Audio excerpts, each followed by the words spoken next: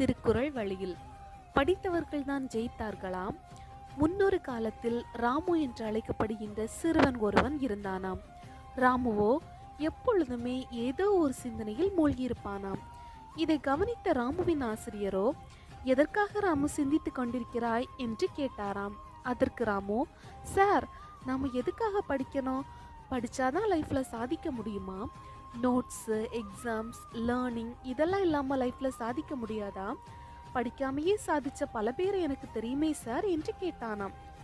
அதற்கு ஆசிரியரோ, ராமு, நானும் ஒரு காலத்தில் ஒன்ன மாதிரி தான் எதுக்கு படிக்கணும்னு நினச்சிட்டு இருந்தவன் தான். எங்கள் அப்பா ரோட்டில் ஷூக்கு பாலிஷ் போடுற வேலை தான் பண்ணிட்டு இருந்தாங்க.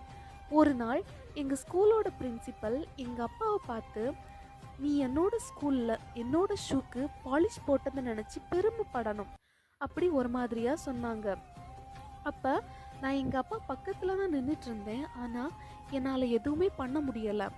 அந்த கோவத்தை நான் என் படிப்பில் காட்டி வெறி கொண்டு படித்து அந்த வருஷம் எஸ்எஸ்எல்சி எக்ஸாமினேஷனில் எங்கள் டிஸ்ட்ரிக்ட்லேயே ஃபர்ஸ்ட் மார்க் வாங்கினேன்.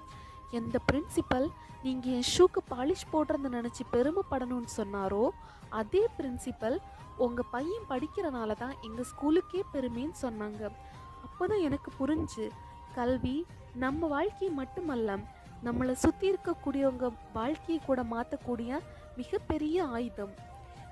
படிக்காமல் ஜெயித்தவர்களுக்கு 10 பேர் எடுத்துக்காட்டாக கூறப்பட்டாலும், படித்து ஜெயித்தவர்களுக்கு 10 லட்சம் பேரை எடுத்துக்காட்டாக கூறலாம். எனவே எக்குடியில் பிறப்பினும் யாவராயினும் அக்குடியில் கற்றவரே சிறந்தவர். நன்றி.